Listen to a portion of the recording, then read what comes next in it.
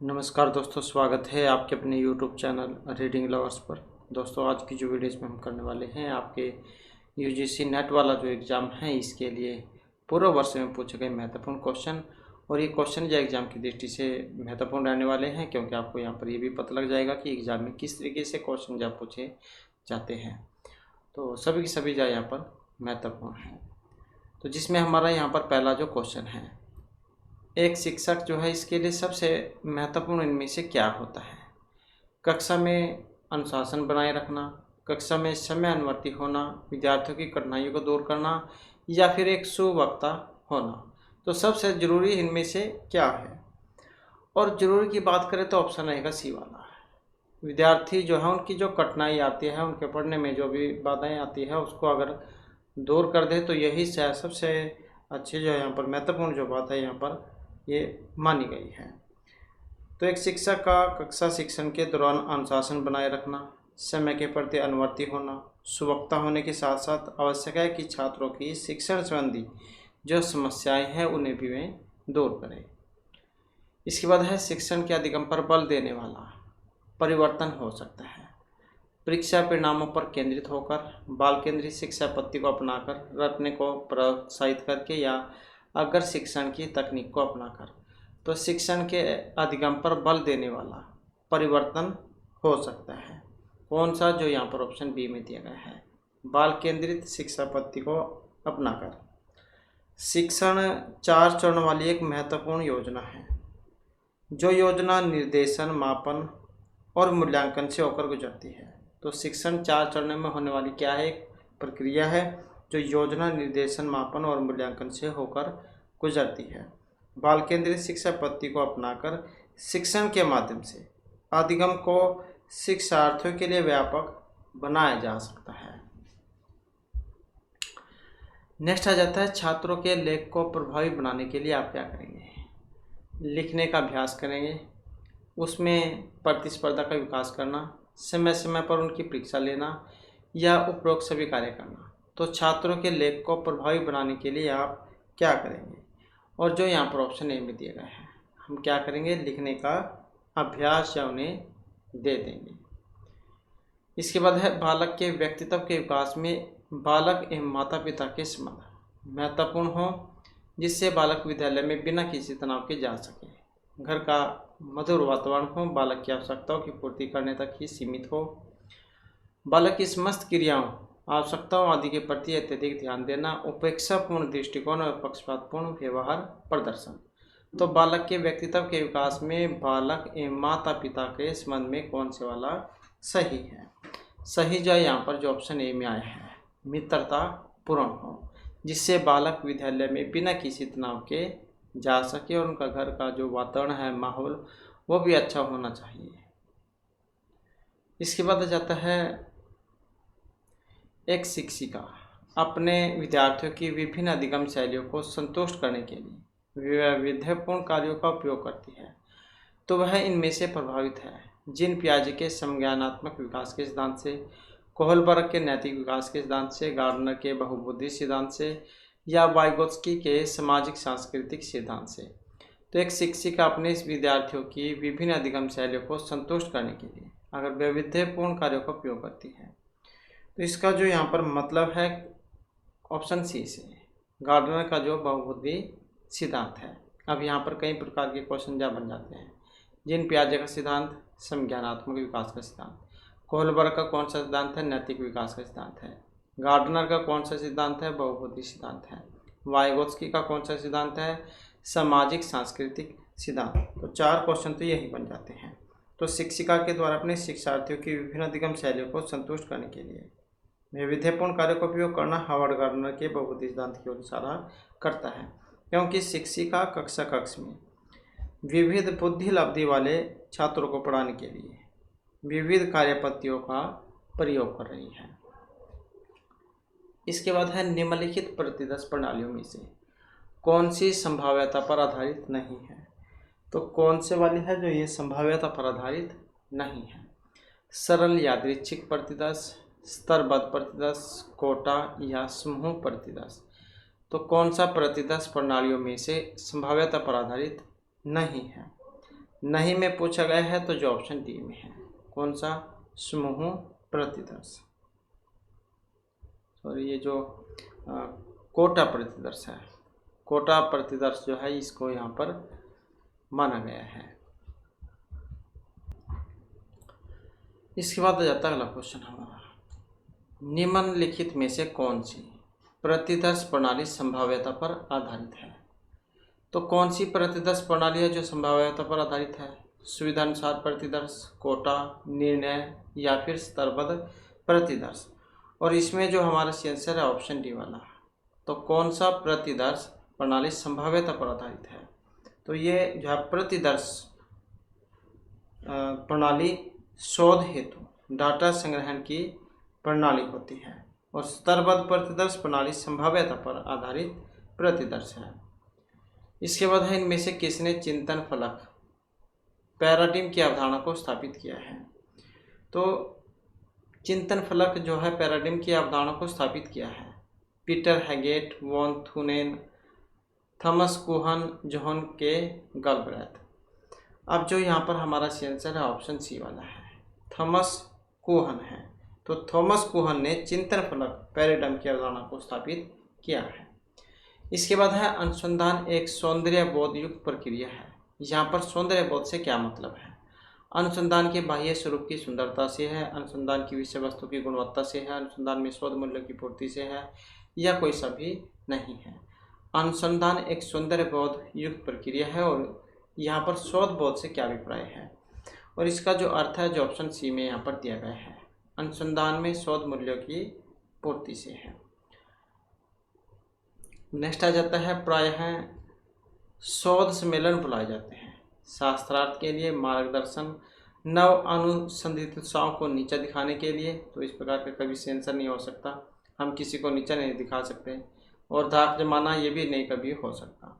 तो ये जो सम्मेलन जो है क्यों बुलाए जाते हैं, और इसमें जो हमारा ऑप्शन रहेगा बी वाला, तो मार्गदर्शन जो होता है उसके लिए। इसके बाद है, प्रयोगात्मक विधि की मूलभूत अवधारणाओं का संबंध है एक चर नियम से, द्विचर, नियंत्रित परिस्थितियों से, या फिर मध्यवर्ती चरों से। प्रयोगात्मक विधि की मूलभूत अवधारणाओं का संबंध है। अब इसका जो संबंध है किससे, जो यहाँ पर ऑप्शन ए में दिया गया है।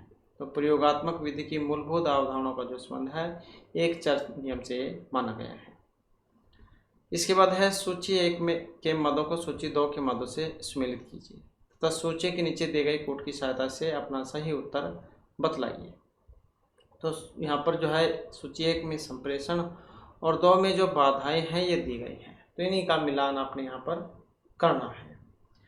और इसमें अगर हम देखें तो यहाँ पर कौन सा वाला बनेगा, तो यहाँ पर जो हमारा आंसर जो ऑप्शन डी वाला हो जाएगा।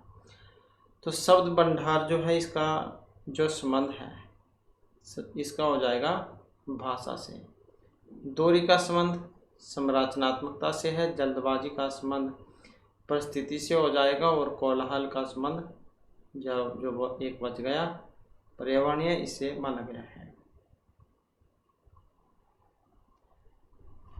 इसके बाद आ जाता है, जब कभी बुलेटिन बोर्ड का प्रयोग करें तो फलदायी होता है, और जब संप्रेषण धारा दोनों तरफ से खुली हुई हो। इस कथन से आप सहमत हैं, जब कभी बुलेटिन बोर्ड का प्रयोग करें तो ये फलदायी होता है, और जब संप्रेषण धारा दोनों तरफ से खुली हुई हो। इस कथन से आप इसकी देखभाल के लिए एक छात्र की कमेटी का निर्माण किया जाए, इस पर प्रदर्शित की जाने वाली सामग्री पर ठीक ठीक विचार विमर्श किया जाए, प्रत्येक दिन नया प्रदर्शन किया जाए, या एक प्रदर्शन के कई पक्ष होने चाहिए। तो यहाँ पर देखें तो इसमें कौन से वाला सही आंसर है। सही आंसर की बात करें तो ऑप्शन बी वाला बनेगा, इस पर प्रदर्शन की जाने वाली सामग्री पर ठीक ठीक विचार किया जाए। नेक्स्ट है, संप्रेषण की कुशलता के लिए सूक्ष्म शिक्षण आवश्यक है, विभिन्न कौशलों के विकास हेतु, पृष्ठ पोषण हेतु, पाठ पूरे करने हेतु, या स्वयं मूल्यांकन हेतु। संप्रेषण की कुशलता के लिए सूक्ष्म शिक्षण आवश्यक है, और यहाँ पर अगर हम देखें तो यहाँ पर आंसर है ऑप्शन ए वाला। तो संप्रेषण की कुशलता के लिए सूक्ष्म शिक्षण आवश्यक है, विभिन्न कौशलों के विकास हेतु। इसके बाद है, एक अध्यापक द्वारा प्रयोग में लाई जाने वाली अनुभवी ज्ञान गतिविधियाँ दी जा रही हैं, इन्हें बढ़ते क्रम में बताइए। जैसे एकोमोडेशन है, यथास्थान देना, कन्वर्जिंग हो गया समकेंद्रण, एसिमिलेशन होगा विलयन, और डाइवर्जिंग हो गया विलयन। तो एक अध्यापक के द्वारा प्रयोग में लाई जाने वाली अनुभवी ज्ञान गतिविधियाँ दी जा रही है, तो बढ़ते क्रम में इन्हें लिखना है। बढ़ते क्रम की बात करें तो ऑप्शन बनेगा पी वाला, तो 1, 2, 3 और 4। तो इसी तरीके से यहाँ पर ये हो जाएंगे। तो सबसे पहले डाइवर्जिंग, फिर एसिमिलेशन, कन्वर्जिंग और एकोमोडेशन। तो इस प्रकार से इनका क्रम माना गया है। इसके बाद आ जाता है शिक्षण एक सहयोगात्मक क्रिया है, निश्चय ही, नहीं, संभवतः या फिर बहुधा। तो शिक्षण एक सहयोगात्मक क्रिया है, और यहाँ पर देखें तो ऑप्शन रहेगा ये वाला, तो क्या है, निश्चय ही एक सहयोगात्मक क्रिया मानी गई है। इसके बाद आ जाता है निम्नलिखित में से कौन एक राज्य के विधानमंडल के किसी सदस्य के निरर्हता से संबंधित किसी प्रश्न का विनिश्चय करने हेतु अंतिम सत्ता है। तो कौन सा एक राज्य के विधानमंडल के किसी सदस्य के निरर्हता से संबंधित किसी प्रश्न का विनिश्चय करने हेतु अंतिम सत्ता है? राज्यपाल, विधानसभा का अध्यक्ष, मुख्यमंत्री या फिर उच्च न्यायालय। तो इनमें अगर सही देखें तो ऑप्शन है ए वाला। तो कौन सा है यहाँ पर, ये राज्यपाल है। तो अनुच्छेद जो 192 है, इनके अनुसार किसी राज्य के विधानमंडल के किसी सदस्य के निरर्हता से संबंधित किसी प्रश्न का विनिश्चय करने हेतु अंतिम सत्ता राज्यपाल है। हालांकि इस मामले में वह चुनाव आयोग की सलाह लेकर काम करता है, किंतु यदि 10वीं अनुसूची किससे संबंधित है, दल बदल से, तो इसके आधार पर या इसके तहत मामला उठे तो विधान परिषद के मामले में सभापति एवं विधानसभा के मामले में अध्यक्ष फैसला करेगा।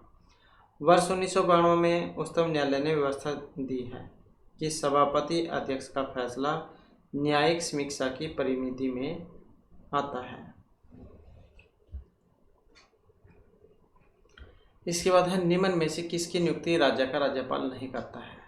तो किसकी नियुक्ति है राज्य का राज्यपाल नहीं करेगा? मुख्यमंत्री की, सदस्य या राज्य लोक सेवा आयोग, उच्च न्यायालय का न्यायाधीश या महान्यायवादी की। तो किसकी नियुक्ति राज्य का राज्यपाल नहीं करता है? और जो ये ऑप्शन सी में दिया गया है, उच्च न्यायालय के न्यायाधीश की। तो ये जो भारतीय संविधान का जो अनुच्छेद है 217(1) इसके अनुसार उच्च न्यायालय के न्यायाधीश की नियुक्ति उच्चतम न्यायालय के मुख्य न्यायाधीश, उस राज्य के राज्यपाल तथा उस उच्च न्यायालय के मुख्य न्यायाधीश के परामर्श पर राष्ट्रपति करेंगे। तो कौन करेगा? राष्ट्रपति। जबकि लोक सेवा आयोग के सदस्यों तथा महाधिवक्ता की नियुक्ति राज्यपाल मुख्यमंत्री की सलाह पर करता है।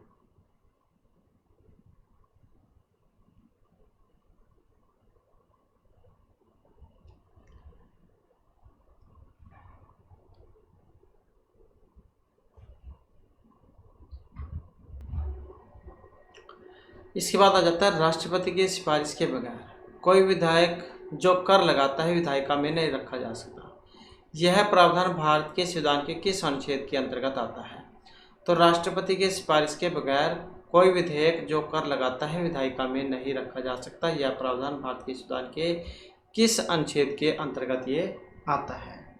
और ये जो आता है जो यहाँ पर ऑप्शन ए में दी गई है, तो 117 जो है इसके अंतर्गत है। तो अनुच्छेद जो 117 है इसमें प्रावधान है कि अनुच्छेद 110(1) में उल्लिखित कर संबंधी प्रावधान अर्थात कर अधिरोपण करने वाला विधेयक या संशोधन राष्ट्रपति की सिफारिश से ही पुनः स्थापित या प्रस्तावित किया जाएगा, अन्यथा नहीं।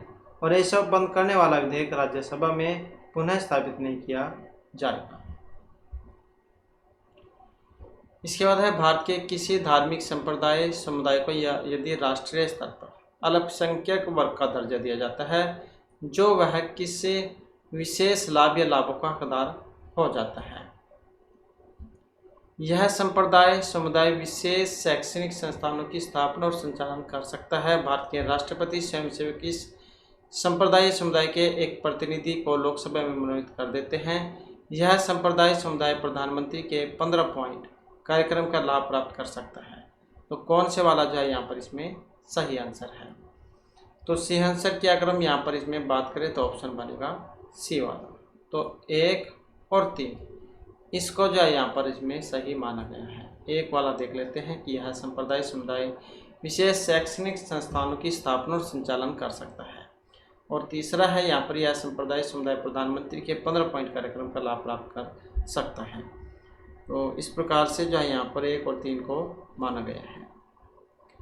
इसके बाद है संविधान के प्रथम अनुच्छेद के अनुसार भारत राज्यों का समूह है, फेडरेशन है, कन्फेडरेशन है या यूनियन है। तो प्रथम जो अनुच्छेद है उसके अनुसार भारत क्या है, और उसके अनुसार जो भारत जो है इनको माना गया है राज्यों का यूनियन। तो अनुच्छेद 1 में निर्धारित किया गया है कि भारत अर्थात इंडिया राज्यों का संघ होगा ये, और भारत के राज्य क्षेत्र में राज्यों के राज्य संघ राज्य क्षेत्र और ऐसे अन्य राज्य क्षेत्र जो अर्जित किए जाए समाविष्ट होंगे। राज्यों तथा संघ राज्य क्षेत्रों के नाम तथा प्रत्येक के अंतर्गत आने वाले राज्य क्षेत्रों का वर्णन संविधान की प्रथम अनुसूची में किया गया है। तो ये राज्यों का संघ होगा, कई बार आ जाता है तो ये क्या होगा संघ, राज्यों का संघ। इसके बाद है 2 या अधिक राज्यों के बीच के विवाद पर निर्णय लेने की भारत के सर्वोच्च न्यायालय की शक्ति किस अधिकारिता के अंतर्गत आती है। तो 2 या अधिक राज्यों के बीच के विवाद पर निर्णय लेने की भारत के सर्वोच्च न्यायालय की शक्ति परामर्शदायी अधिकारिता पर, अपीली अधिकारिता, मौलिक अधिकारिता या रिट अधिकारिता पर, तो किसके अंतर्गत आती है। और इसको माना गया है मौलिक अधिकारिता के अंतर्गत। तो दो या अधिक राज्यों के बीच के विवाद का निर्णय लेने की भारत की सर्वोच्च न्यायालय की शक्ति। इसके बाद है कंप्यूटर प्रोग्रामिंग में सब प्रोग्राम या प्रोग्राम के आरंभ होने पर वेरिएबल्स, काउंटर्स, स्विचेज इत्यादि को उनके आरंभिक मान पर स्थिर करना या आरंभिक वैल्यू निर्धारित करने की प्रक्रिया यह कहलाती है रीस्टार्ट, रीअन, इनिशियलाइज या इनिशिएट। तो कंप्यूटर प्रोग्रामिंग में सब प्रोग्राम या प्रोग्राम के आरंभ होने पर वेरिएबल्स, काउंटर्स, स्विचेज इत्यादि को उनके आरंभिक मान पर स्थिर करना या आरंभिक वैल्यू निर्धारित करने की प्रक्रिया यह कहलाती है, और इसको कहा जाता है इनिशियलाइज, जो यहाँ पर ऑप्शन सी में दी गई है। इसके बाद आ जाता है विंडो एक्सपी में हाइबरनेट क्या है, इसका मतलब क्या होता है। कंप्यूटर को नॉर्मल मोड में रिस्टार्ट करना, रनिंग एप्लीकेशन को क्लोज किए बिना, जो ये रनिंग एप्लीकेशन है इनको क्लोज किए बिना कंप्यूटर शट डाउन करना, सेफ मोड में कंप्यूटर स्टार्ट करना या लेटेस्ट फाइलों को सेव किए बिना लॉग ऑफ करना। तो हाइबरनेट का मतलब क्या है, और इसका जो यहाँ पर अर्थ है जो ऑप्शन बी में दिए गए हैं, रनिंग एप्लीकेशन को क्लोज किए बिना कंप्यूटर को शट डाउन करना। तो इसका जो मतलब है कि अपनी मूल अवस्था प्राप्त करते समय कंप्यूटर की पावर कम करने से है। इससे तात्पर्य होगा शट डाउन करने से पूर्व अनसेव डाटा को सेव करने की समस्या से बचने और पावर ऑन होने पर सभी रनिंग प्रोग्राम को रीस्टोर करने से है। पुनः आरंभ होने पर कंप्यूटर ठीक वैसे ही कार्य करता है जैसे हाइबरनेशन की प्रक्रिया से पूर्व कार्य कर रहा था। तो इस प्रकार से जो है यहाँ पर इसका बी वाला जो है यहाँ पर ये बनेगा। इसके बाद जो हमारा नेक्स्ट क्वेश्चन आ जाता है, क्वेश्चन है कंप्यूटर सिस्टम में जो यहाँ पर BIOS जो है इसका मतलब क्या होता है। और BIOS से जो यहाँ पर अर्थ लिया गया है जो ऑप्शन बी में दिया गया है बेसिक इनपुट आउटपुट सिस्टम से, बेसिक इनपुट आउटपुट सिस्टम। इसके बाद है ASCII का जो पूरा नाम फुल फॉर्म इनमें से क्या है, और इसका जो है ये ऑप्शन बी में जो आई है American standard code for information interchange. Next आ जाता है विशिष्ट प्रोग्राम जो वेब पर इंफॉर्मेशन लोकेट करने में यूजर्स की सहायता करते हैं। Information locators, search engine, resource locators या डाटा इंजन क्या होते हैं। तो विशिष्ट प्रोग्राम जो वेब पर इंफॉर्मेशन लोकेट करने में यूजर्स की सहायता करते हैं। तो क्या कहा जाता है इनको, इनको कहा जाता है सर्च इंजन, जो यहाँ पर ऑप्शन बी में दिए गए हैं। इसके बाद है निम्नलिखित पर विचार कीजिए। प्रकाश संश्लेषण, श्वसन, जैव पदार्थों का अपक्षय या ज्वालामुखी क्रियाएं। तो उपयुक्त में कौन सी क्रियाएं पृथ्वी के कार्बन चक्र में कार्बन डाइऑक्साइड जोड़ती हैं? तो कौन से वाली जोड़ती है इनमें? और इनमें जोड़ती हैं जो ऑप्शन सी में दी गई है, 2, 3 और 4, श्वसन, जैव पदार्थों का अपक्षय और ज्वालामुखी क्रियाएं। तो पृथ्वी के कार्बन चक्र में कार्बनिक पदार्थों का जो अपघटन है, जैसे ये जब हम सांस लेते हैं तो कार्बन डाइऑक्साइड छोड़ते हैं, इसी प्रकार से जीव जंतु जब मर जाते हैं तो मिट्टी में मिल जाते हैं, ज्वालामुखी हो गया। तो इनका जो अपघटन है ये जीवधारी द्वारा श्वसन प्रक्रिया से, ज्वालामुखी प्रक्रिया से और जीवाश्म ईंधनों के वहन इत्यादि से कार्बन डाइऑक्साइड ये पहुँचती है। और स्वपोषित पौधे प्रकाश संश्लेषण जो है इसकी क्रिया के द्वारा कार्बोहाइड्रेट्स के निर्माण में वायुमंडलीय कार्बन डाइऑक्साइड क्या ग्रहण करते हैं। और कार्बन पृथ्वी पर बहुत सारी अवस्थाओं में पाया जाता है और ये अपने मूल रूप में ग्रेफाइट और हीरे में पाया जाता है। यौगिक के रूप में यह वायुमंडल में कार्बन डाइऑक्साइड के रूप में कार्बोनेट और हाइड्रोजन कार्बोनेट के रूप में पाया जाता है।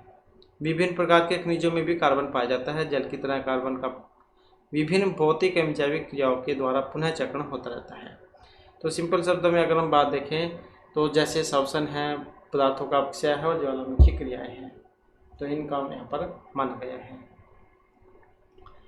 इसके बाद है मानव की कौन सी क्रिया जलवायु से सर्वाधिक प्रभावित होती है? तो इसमें मत्स्य उद्योग आ जाएगा, खनन, निर्माण या कृषि। तो मानव की कौन सी क्रिया से जलवायु सबसे अधिक प्रभावित होती है? सबसे अधिक जो प्रभावित होगी कृषि से।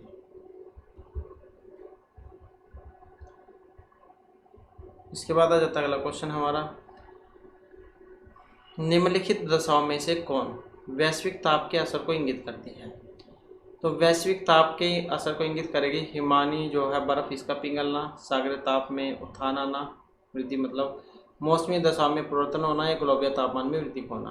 तो कौन सी दशा जो है यहाँ पर ये वैश्विक ताप के, तो कौन सी दशाएं हैं वैश्विक ताप के अंतर को ये इंगित करेंगे? वोट वाला क्वेश्चन है, इनमें देखें तो ऑप्शन डी को माना गया है, तो ये सभी जो है इसमें आ जाए।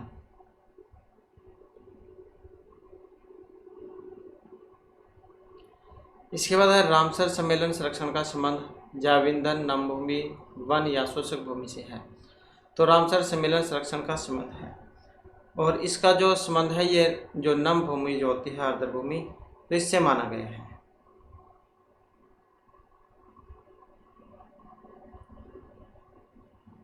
और रामसर कहाँ पर है? ईरान में है। देखने में ऐसा लग रहा होगा कि भारत में होगा, लेकिन ये ईरान में है। यहाँ पर 2 फरवरी 1971 में एक बैठक हुई थी और इसके बाद इस जो कन्वेंशन जो है इसकी नींव पड़ी थी और 1975 में ये पूर्णतः क्रियान्वित हुआ था। रामसर में हुई बैठक के कारण ही इसे रामसर कन्वेंशन के नाम से जाना जाता है। इसके बाद है इनमें से एक परिस्थिति संतुलन बनाए रखने में मदद नहीं करती है। वनों को काटना, वनारोपण, जल वर्षा जल प्रबंधन, जैव भंडार। तो एक नहीं है, कौन सी? पेड़ पौधे जो हैं वन, उनको काटना, क्योंकि ये संतुलित नहीं करते। इसके बाद आ जाता है हमारा 33 से 37 तक के क्वेश्चन है जो आपने इस गद्यांश में से देने होंगे। एक बार जो हम यहाँ पर क्वेश्चन देख लेते हैं कि इनमें क्या क्या पूछा गया था, उसके बाद फिर गद्यांश को देखेंगे। तो यहाँ पर था कि मानव मनोविज्ञान के किस क्षेत्र के बारे में? यह माना जाता है कि यह सिगमुंड फ्रॉइड का कथन नहीं है। तो सिगमुंड जो फ्रॉइड है इनका कथन यहाँ पर नहीं है। मानव मनोविज्ञान के 3 क्षेत्रों को स्पष्ट करने के उदाहरण में पूर्व चेतन से किस भाग को अभी निर्धारित किया गया है? कला के कार्य का संदेश श्रोता को कैसे भेजा जाता है? मातृ मनोग्रंथि के बारे में सिगमुंड फ्रॉइड का क्या विश्वास था? और पुराने समय में आलोचकों ने मातृ मनोग्रंथि का उपयोग कैसे किया था? तो ये वाले क्वेश्चन है जिनके आंसर आपने इसमें से देने होंगे। गद्यांश को हम एक बार में ही ध्यानपूर्वक पढ़ेंगे ताकि बार बार जो हमें गद्यांश पर ना आना पड़े, क्योंकि एग्जाम में समय जवाब बहुत कम होता है। तो यहाँ पर क्या कहा गया था, जो मनोविश्लेषण है इसका सिद्धांत हमें बताता है कि मानव मनोविज्ञान को 3 भागों में विभाजित किया जाता है: चेतनता, पूर्व चेतना और अचेतना। हालांकि फ्रेड ने चेतना का पता न लगाया हो, तथापि यह कहना उचित है कि वे इसके महत्व से अवगत थे और उन्होंने अभूतपूर्व स्तर तक इसका उपयोग अपने कार्य में किया है। उन्होंने मनोविश्लेषण एक कठिनाई नामक अपने निबंध में अचेतनता का क्लासिक विवरण दिया है और यह तब और आज भी कई लोगों के लिए मानना कठिन है, क्योंकि मस्तिष्क की ऐसी विषय वस्तु हो सकती है जिससे वे अवगत नहीं हैं। मनोविज्ञान के 3 स्तर। फ्रेड की टोपोग्राफिक कल्पना को आइसबर्ग के द्वारा प्रस्तुत किया जा सकता है। आइसबर्ग की जो सबसे ऊंची बात हम देख सकते हैं वह है चेतना। वाटरलाइन के नीचे आइसबर्ग के 5 या 6 फीट भाग, जिन्हें हम धूमिल रूप में देख सकते हैं, वह अचेतनता है और यह प्राय आइसबर्ग से बना होता है और मानव मनोविज्ञान में इसकी पहचान करना महत्वपूर्ण होता है। फ्रेड के अनुसार हमारे सभी अनुभव अवचेतना में जमा हो जाते हैं और हमारे मन और व्यवहार पर इसका प्रभाव पड़ता है। मनोविश्लेषणात्मक समालोचना बताता है कि कार्य की क्रिया हमारे मस्तिष्क की इस अचेतनता की सामग्री से होती है और इसी प्रकार मनोविश्लेषणात्मक समालोचना से पता चलता है कि कार्य की क्रिया गुप्त रूप में संदेश देती है और काफ़ी हद तक रहस्यमय तरीके से संदेश देती है और यह संदेश रचनात्मक कलाकारों की अचेतनता से ऐसे लोगों की अचेतनता को भेजा जाता है जो उनके कार्य के स्रोत हैं। यदि लोग अचेतनता के विचारों को कठिन पाते हैं तो फ्रेड के कथन को मातृ मनोग्रंथि को अपमान पाएंगे और यह आज भी एक बहुत विवादास्पद मामला है, क्योंकि कई क्षेत्रों के विद्वान यह तर्क देते हैं कि यह विद्यमान है या फ्रेड का है। केवल पतांसी जो इनका कहना था कि उनका विश्वास था कि जब हम छोटे बच्चे अर्थात 3 वर्ष के होते हैं तो अपनी माँ के आसपास घूमते हैं, उस समय अनुभव प्राप्त करते हैं, अर्थात हम सब अपनी ओर पूरा ध्यान चाहते हैं और अपने माता पिता का प्यार चाहते हैं। फ्रेड ने इसे मातृ मनोग्रंथि की प्रवृत्ति कहा है, क्योंकि यह आइडोपिस मत के काफ़ी अनुरूप है और ये ग्रीक नायक थे जिसने अनजाने में अपने पिता की हत्या कर दी थी और अपनी माँ से विवाह किया था। हालांकि यह सिद्धांत बहुत विवादास्पद है, तथापि यह ध्यान रखना रुचिकर है कि कार्य के क्रियाकलापों पर कार्रवाई करने के लिए उपयोगी है। मातृ मनोग्रंथि का आलोचकों ने उपयोग किया है ताकि जेम्स बॉन्ड की कहानियों और फिल्मों के किंग कॉन्ग से सभी बातों का निर्वचन किया जा सके। तो इस प्रकार का यहाँ पर ये गद्यांश है, आपको पता लग चुका होगा। तो इसके क्वेश्चन देख लेते हैं। तो यहाँ पर है कि मानव मनोविज्ञान के किस क्षेत्र के बारे में यह माना जाता है कि यह सिगमंड फ्रायड का कथन नहीं है। तो इनका कथन नहीं है, ये अचेतनता, पूर्व चेतनता, चेतना या उत्तर चेतनता है। तो इनमें जो यहाँ पर माना गया है ऑप्शन 1 अर्थात अचेतनता जो है ये कथन नहीं है, ऐसा माना जाता है। इसके बाद है मानव मनोविज्ञान के 3 क्षेत्रों को स्पष्ट करने के उदाहरण में पूर्व चेतन से किस भाग को अभिनिर्धारित किया गया है। तो मानव मनोविज्ञान के 3 क्षेत्रों को स्पष्ट करने के उदाहरण में पूर्व चेतन से किस भाग को अभिनिर्धारित किया गया है। और आइसबर्ग का विषय, वाटरलाइन के नीचे समाया हुआ आइसबर्ग का भाग, आइसबर्ग के भाग में हम देख नहीं सकते, तो कौन सा है, किस भाग को अभिनिर्धारित किया गया है।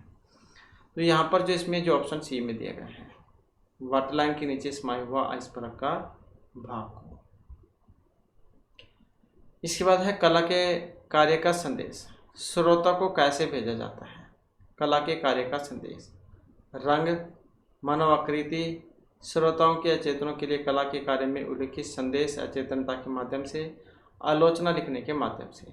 तो कला के कार्य का संदेश श्रोता को कैसे भेजा जाता है, और जो ऑप्शन सी में है यहाँ पर, श्रोता के अचेतनता के लिए कला के कार्य में उल्लिखित संदेश अचेतनता के माध्यम से। इसके बाद है मातृ मनोग्रंथि के बारे में सिगमंड फ्रायड का क्या विश्वास था कि केवल कन्या शिशु मातृ मनोग्रंथि अनुभव करती है।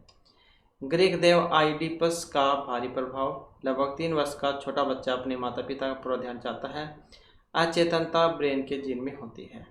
तो मातृ मनोग्रंथि के बारे में सिगमंड फ्रॉइड का विश्वास था, जो ऑप्शन सी में दिया गया है कि 3 साल का जो छोटा बच्चा है वो अपने माता पिता के पास रहना चाहता है। इसके बाद आ जाता है पुराने समय में आलोचकों ने मातृ मनोग्रंथि का उपयोग कैसे किया था। कला के कार्य के रूप में, फ्रॉइड के कार्य संबंधी टिप्पणियों में, किंग कॉन्ग, जेम्स बॉन्ड की कहानी और फिल्मों के निर्वचन में, फिल्मों को फंतासी की व्याख्या करने के लिए। तो पुराने समय में आलोचकों ने मातृ मनोग्रंथि का उपयोग कैसे किया है, और इसमें जो हमारा आंसर ऑप्शन सी वाला है। तो किंग कॉन्ग, जेम्स बॉन्ड की कहानी और फिल्म के निर्वचन के रूप में। तो इस प्रकार के जो है यहाँ पर ये जो है गद्यांश में से क्वेश्चन आंसर थे। और इसके बाद फिर क्वेश्चन आ जाता है आगमनात्मक तर्क। निम्नलिखित में से किस पर आधारित है? प्रकृति की अखंडता, एकरूपता, समरूपता या समरसता पर। तो आगमनात्मक तर्क ये किस पर आधारित है? और इसका जो संबंध है ये प्रकृति की अखंडता से माना गया है, जिसमें व्यक्ति दिए गए तत्वों में अपनी ओर से नए तथ्यों को जोड़कर एक निश्चित तर्क पर पहुंचते हैं। जब तक व्यक्ति नए तथ्यों को दिए गए तथ्यों से नहीं जोड़ता तब तक समस्या का समाधान नहीं होता। इसलिए आगमनात्मक तर्क उसकी प्रकृति की अखंडता पर आधारित होता है।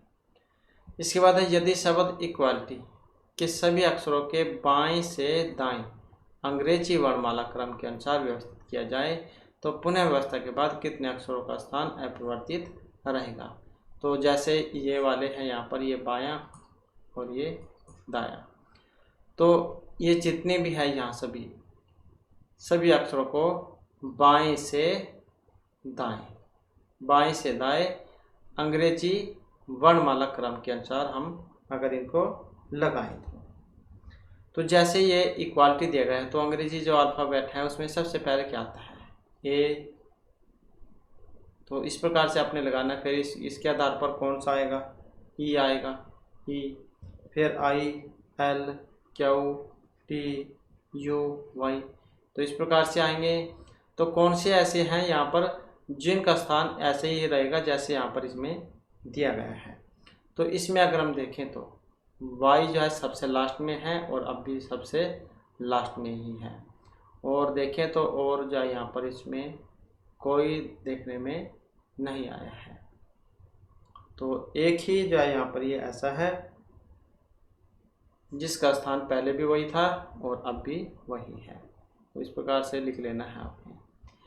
इसके बाद यदि शब्द जो यह दिया गया है इसके दूसरे, तीसरे, 8वें और 12वें अक्षरों से जब गणना बाएं से दाएं की जाए, प्रत्येक अक्षर का केवल एक बार प्रयोग करते हुए अंग्रेजी का एक अर्थपूर्ण शब्द बनाना संभव हो तो इस प्रकार के बने शब्द का दाईं ओर से दूसरा अक्षर क्या होगा? यह है दाईं और यह है बाईं। तो इस साइड से दूसरा अक्षर कौन सा होगा? तो यहाँ पर भी सेम वैसे ही है। यदि ये जो है इसके दूसरे, तीसरे, 8वें और 12वें अक्षरों से जब गणना बाएं से दाएं की ओर की जाएगी तो इसका भी ऐसे आपने यहाँ पर लिख लेने हैं। 1, 2, 3, 4 इस तरीके से यहाँ पर 12 तक, 12 हैं तो 12 तक आ जाएंगे। तो फिर यहाँ पर दूसरा, तीसरा और कौन सा है?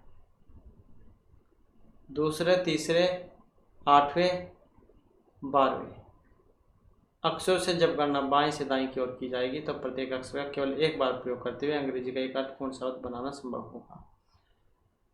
तो कौन सा बनेगा यहाँ पर? तो यह हो जाएगा POCY। तो जब हम इसका सही जब बनाएंगे तो कौन सा बनेगा? तो ये हो जाएगा COPY, कॉपी जाए बनेगा। अब यहाँ पर पूछा गया है दाएं से दूसरा अक्षर कौन सा होगा। अब दाएं से दूसरा देख सकते हैं कॉपी में, ये पहला और ये दूसरा। तो दूसरा जो यहाँ पर P इसमें होगा।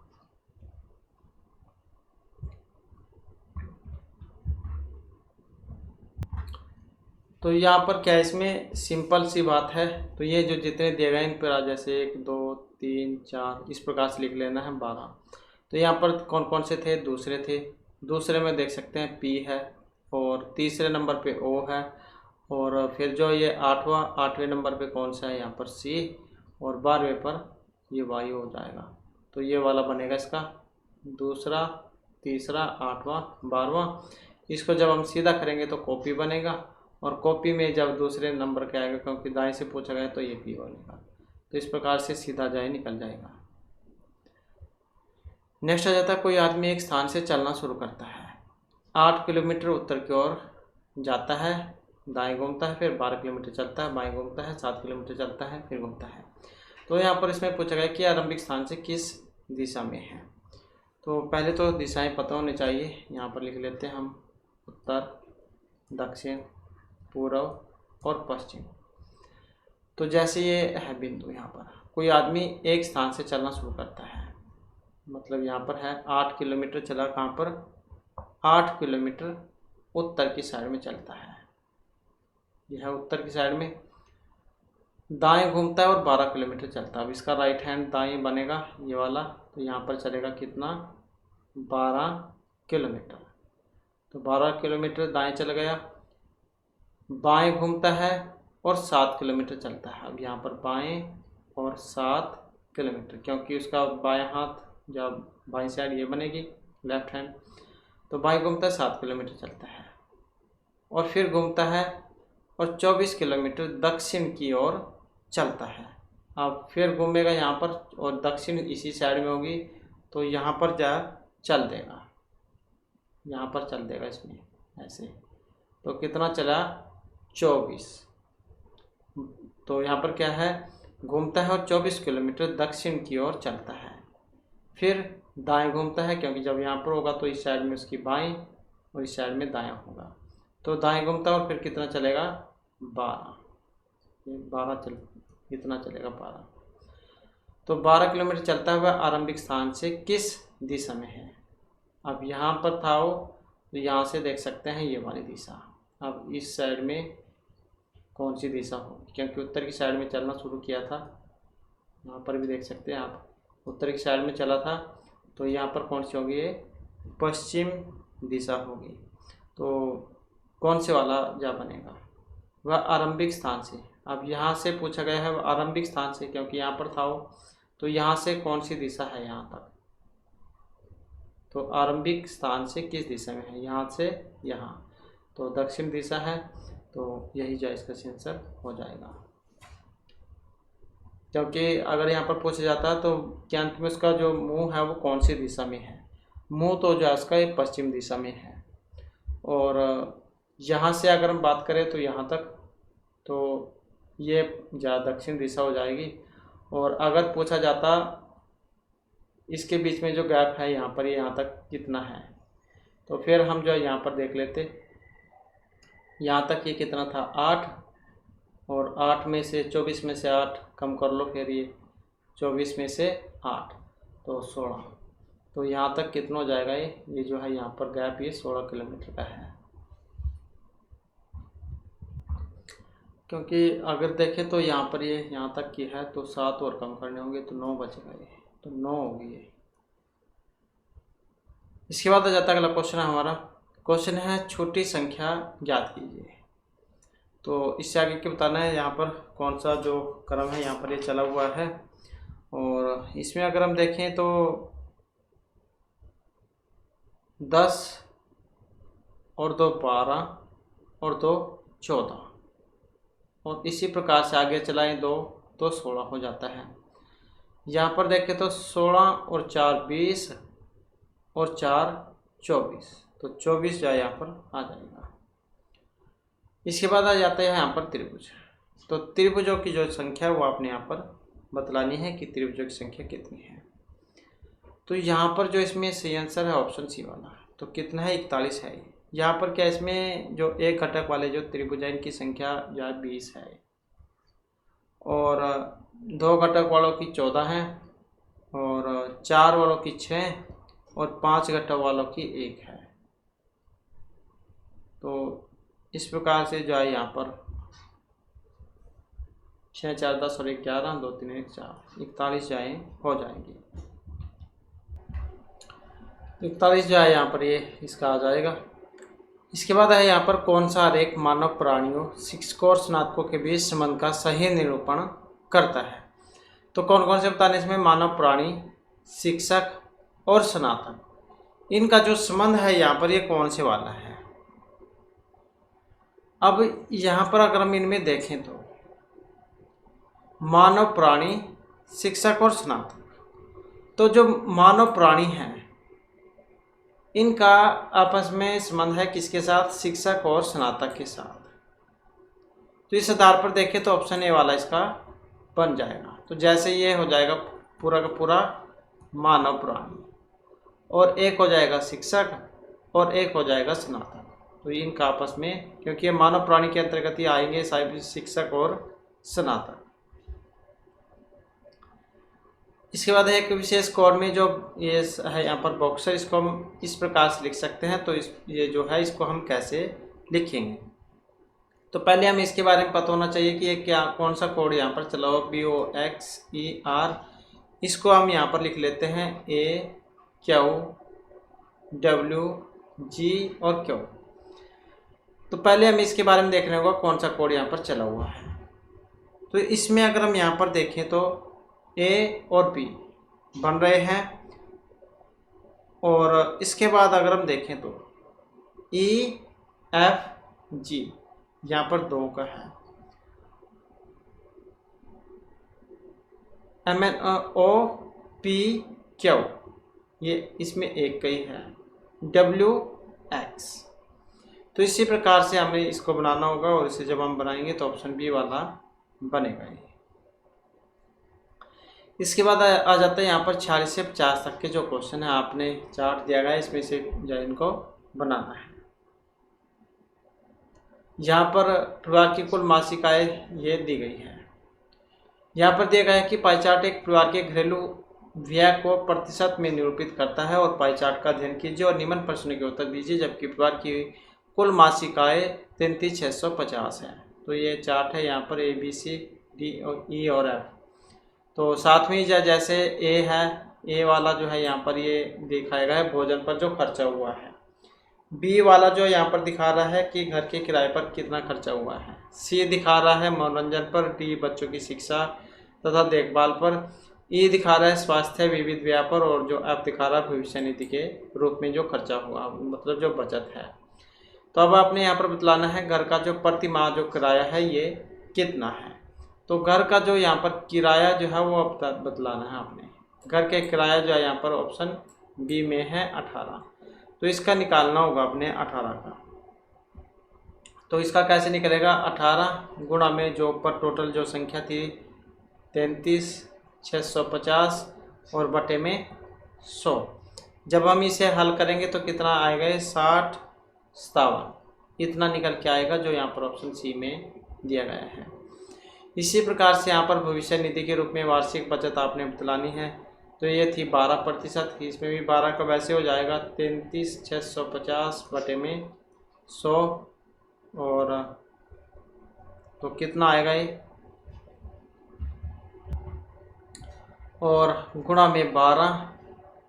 तो जब हम इसे हल करेंगे तो कितना आएगा ये, और यह जाएगा 48,456।